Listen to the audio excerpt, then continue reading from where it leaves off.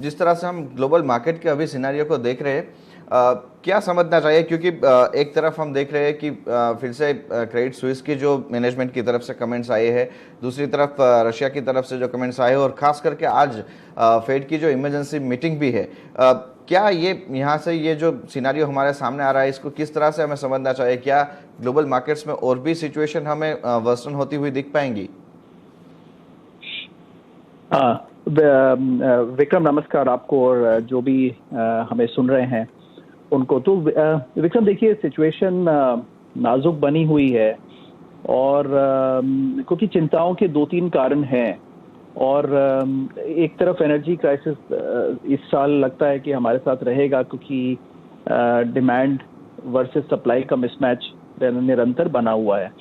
दूसरा ये है कि देखिए, हर कंट्री की सिचुएशन अलग है, लेकिन आपने देखा कि जब सिचुएशन ब्रिंक पर होती है तो कैसे यूके गवर्नमेंट ने एक थोड़ा सा गलत स्टेप उठाया, जब उन्होंने जहां उनको खर्चे कम करने चाहिए थे, उन्होंने अपनी टैक्स कट्स अनाउंस कर दिए और खर्चे कम नहीं किए, और उससे उनकी करेंसी पे फर्क पड़ा और सेंट्रल बैंक को, बैंक ऑफ इंग्लैंड को इंटरवीन करना पड़ा।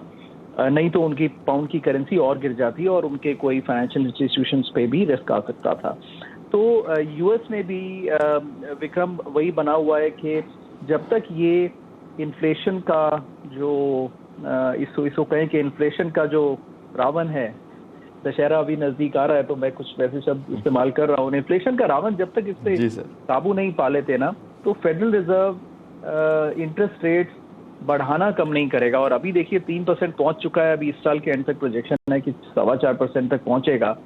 बढ़ते इंटरेस्ट रेट के एनवायरनमेंट में, और वो भी इस किस्म की इकोनॉमीज जैसे यूएस, यूरोप, जिनको आदत ही 0 और 1% 2% की है, ये काफी बड़ा फैक्टर है। और ये 20 साल से इतने हाई इंटरेस्ट रेट नहीं देखे हैं, तो फिर एक ये चिंता का ये सबब बनता है कि देखिए, ऐसे में अगर बॉन्ड्स 5, 5.5, 4% के रिटर्न 4 से 5.5 दे रहे हैं, तो फिर इक्विटी में क्यों खतरा लेना? तो ये एक सवाल बनता है विक्रम। ओके सर, एक चीज़ यहाँ पे और भी खास समझना चाहेंगे कि जो फाइनेंशियल इंस्टीट्यूशंस है वहाँ पे अभी ये बढ़ते हुए इंटरेस्ट रेट के चलते हुए, और जिस तरह से हम बॉन्ड मार्केट का भी, मनी मार्केट का भी सिनेरियो देख रहे हैं, क्या यहाँ पे फाइनेंशियल इंस्टीट्यूशंस पे कोई रिस्क ऑन होता हुआ दिख रहा है? क्योंकि ओवर द वीकेंड हमने क्रेडिट स्विस के बारे में जो भी खबरें सुनी है, वो तो यहाँ पे काफ़ी सारी दिक्कतें और फिर से वो लेमन क्राइसिस वाली बातें सुनने को आ रही है। आपका क्या एक्सपीरियंस है? क्या यहाँ पे कुछ ऐसी सिचुएशन भी हमारे सामने आने की उम्मीद है या नहीं है?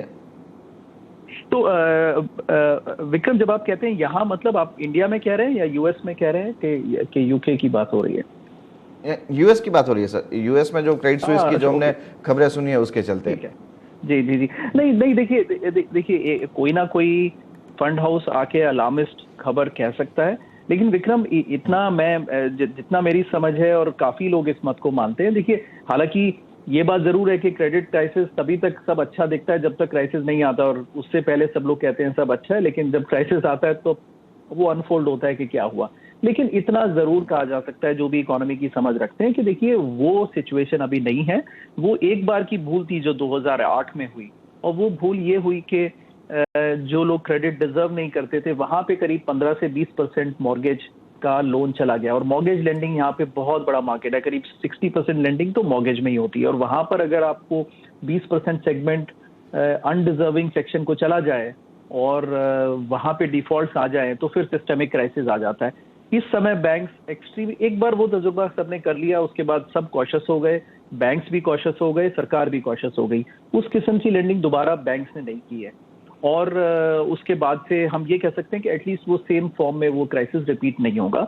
और बैंक्स की क्रेडिबिलिटी बहुत स्ट्रांग है और बैलेंस शीट भी स्ट्रांग है। पर विक्रम, इसमें एक सवाल है, ऐसा तो नहीं कि क्रेडिट स्विस ने ऐसे ही कुछ आकर के रिपोर्ट निकाल दी। वो ये कह रहे हैं कि वो एक एक्सट्रीम सिचुएशन ले रहे होंगे। वो ये है कि अगर रिसेशन आता है तो लोग कंजम्पशन कम कर देते हैं, और अगर लोग कंजम्पशन 20% से नीचे ले, मैंने उनके एग्जैक्ट नंबर्स देखे नहीं है, बट ये तो एक एक्सट्रीम सिनेरियो हमेशा बनाया जा सकता है कि देखिए, अगर कंजम्पशन तो 20-30% से फॉल हो गया तो फिर सारे सिस्टम में क्राइसिस आ जाएगा। लेकिन देखिए, इकोनॉमी इतनी कमजोर भी नहीं है। यहाँ इस समय आप सिचुएशन देखिए कि यूएस में इन्फ्लेशन है क्योंकि इकोनॉमी बहुत स्ट्रांग है, डिमांड बहुत स्ट्रांग है। उस डिमांड को फेड थोड़ा कम करना चाह रहा है, लेकिन इसका मतलब ये नहीं कि वो डिमांड इतनी कम हो जाएगी कि देखिए वो 10-20% का फॉल आ जाए। तो विक्रम वो थोड़ा, आपने जीडीपी रिपोर्ट्स देखे यूएस के, अबाउट मार्जिनली 1% का फॉल आ रहा है, तो वो क्राइसिस की उम्मीद अभी नहीं है विक्रम।